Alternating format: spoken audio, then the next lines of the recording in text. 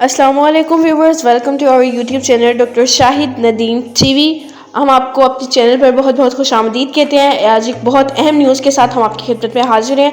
चूँकि आप सब जानते हैं कि कोविड की 5th लहर जो कि ओमिक्रॉन के नाम से जानी गई है, उसके हवाले से काफ़ी जो है परसेंटेज, काफ़ी रेट उसका बहुत बड़े बड़े मेट्रोपॉलिटन सिटीज़ में, मेट्रोपॉलिटन एरियाज़ में जो है वो दिन ब दिन बढ़ता जा रहा है। उसके बाइस जो NCOC ने एक बार दोबारा मीटिंग की, हेल्थ मिनिस्टर्स को एक साथ जोड़ा, एजुकेशन मिनिस्टर्स को एक साथ जोड़ा, तमाम मिनिस्ट्रीज़ को एक साथ जोड़ के उन्होंने एक बार फिर मीटिंग की कि एजुकेशन इंस्टीट्यूशन आया कि वो बंद करने हैं या फिर खोलने हैं।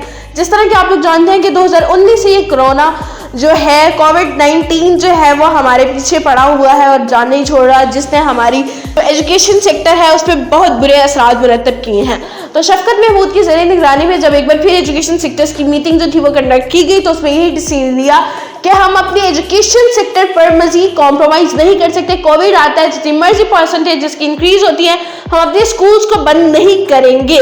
लेकिन जब देखा गया कि ओमिक्रॉन जो है वो अपने जोरों शोर से जारी है और बहुत ज़्यादा वार कर रहा है बच्चों पर भी, बड़ों पर भी, और जो है इसके वार से कोई भी जो है वो बच नहीं रहा, तो फिर स्कूलों को जो था वो बंद करना पड़ा। और अब स्कूल्स जो हैं वो एक वक्फे के साथ, यानी एक दिन छोड़ के एक दिन स्कूल्स जो हैं वो बंद कर दिए गए हैं उन एरियाज़ में जिनमें जो है वो ओमिक्रॉन का परसेंटेज 10% से ज़्यादा है। उन एरियाज़ में स्कूल्स को बंद कर दिया गया है, वो भी एक दिन स्कूल बंद होंगे और एक दिन खुलेंगे। और साथ ही साथ ये भी कह दिया गया है तमाम बच्चे जो कि 12 या 12 साल से ज़ायद हैं उनको वैक्सीन लगवाना लाजमी करार दे दिया गया है। उनकी वैक्सीन के बगैर जो है वो कहीं पर भी नहीं जा सकते।